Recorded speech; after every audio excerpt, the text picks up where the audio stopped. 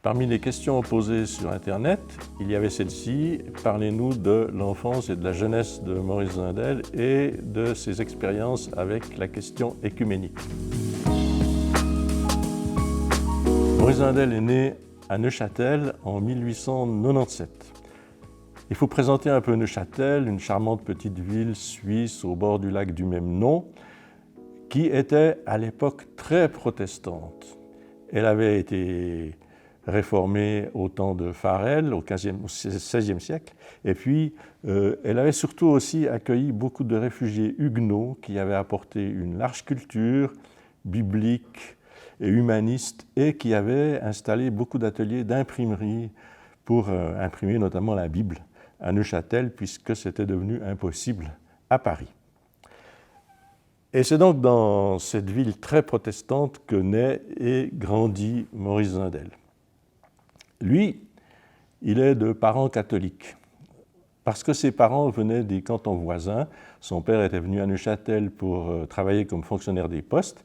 Ses parents avaient un catholicisme, disons, assez traditionnel, très fait de pratiques dominicales, mais pas tellement mystique en tout cas. En revanche, il avait une grand-mère protestante et même un petit peu anti-catholique, ce qui était l'époque. Cependant, sa grand-mère l'a beaucoup influencé parce qu'elle avait un christianisme vécu. Elle avait un grand souci des pauvres et aussi, dit l'abbé, elle avait un christianisme intérieur. Elle avait, si vous voulez, une vie un peu mystique. Et c'est ce qui tranchait sur la plupart des catholiques qu'il connaissait autour de lui. Et donc, Zindel se retrouve à l'école et il est à peu près le seul catholique. Il est entouré donc de camarades protestants. Et qu'est-ce qui l'a beaucoup frappé? Eh bien, c'est le respect de ses camarades et le respect de ses professeurs vis-à-vis de sa particularité. Par exemple, il avait fondé avec ses camarades un club des Amis de la Nature où on faisait des explorations dans les bois autour de Neuchâtel et il était parfaitement intégré dans ce milieu-là où il y avait notamment d'ailleurs Jean Piaget, le célèbre psychologue.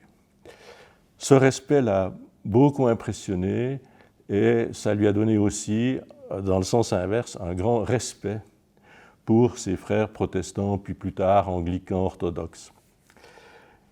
Parmi ses camarades, il en avait un qui était particulièrement intelligent, mais particulièrement aussi pieux, et qu'il avait invité une fois chez lui. Et ce camarade lui demande « Est-ce que tu connais les béatitudes ?» Et le petit Zindel, à sa grande confusion, a dû dire non. Et avec ce camarade, il s'est mis à lire la Bible. Et pour Zindel, ça a été un éblouissement de pouvoir lire un évangile d'un bout à l'autre. Il faut dire qu'à l'époque, c'était impossible pour un petit catholique parce que, il était interdit d'avoir la Bible chez soi. Pour illustrer ça, on peut imaginer, enfin ce n'est pas d'imagination, c'est un fait réel, que Sainte Élisabeth de la Trinité ou Sainte Thérèse de l'Enfant Jésus n'ont jamais eu une Bible entière. Elles avaient des morceaux, des citations parmi les écrits des pères ou des mystiques de ce temps-là, mais jamais une Bible entière, ce qui n'a pas empêché Sainte Thérèse de l'Enfant Jésus d'être docteur de l'Église. Et donc, les petits catholiques, ils avaient les quelques extraits de Bible qui émaillaient le catéchisme, surtout pour étayer les dogmes et la morale. Et donc, pour Maurice Zindel, ça a été un éblouissement de pouvoir lire un évangile d'un bout à l'autre.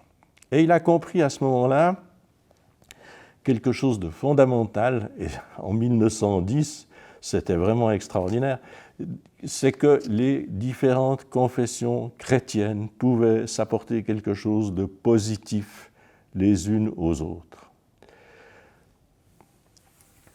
Avec ce camarade, il lisait aussi des des grands romans, notamment Les Misérables de Victor Hugo, et il aimait beaucoup, Maurice Zindel, l'accueil de Jean Valjean par l'évêque de Digne, Monseigneur Myriel, qui lui a ouvert les portes à lui, ce bagnard revenu de son bagne.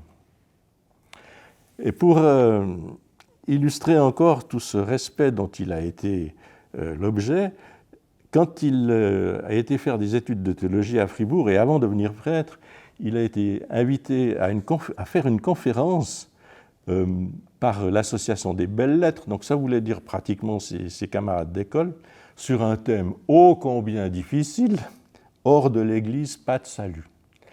Et il a fait une conférence suffisamment ouverte en disant que, effectivement, hors de l'Église, pas de salut, mais qui appartient à l'Église ? Et que l'appartenance à l'Église, elle n'est pas uniquement une appartenance formelle, matérielle, par le baptême, mais c'est surtout une appartenance par le cœur de tous les hommes de bonne volonté qui font d'une certaine manière partie de l'Église et donc qui sont bénéficiaires du salut. Alors c'était tellement ouvert à cette époque que certains commentateurs protestants ont dit « on nous a envoyé un cheval de Troie catholique ». C'est très différent de parler d'écuménisme quand on connaît les protestants de loin, comme on peut les connaître de loin quand on est au sud de l'Italie ou de l'Espagne, ou quand on les connaît de près, quand on vit avec eux. Et donc, Maurice Zindel a vécu cette histoire profonde avec les frères protestants qui lui ont donné un regard critique aussi sur certaines exagérations catholiques, par exemple sur des exagérations dans le culte de Marie.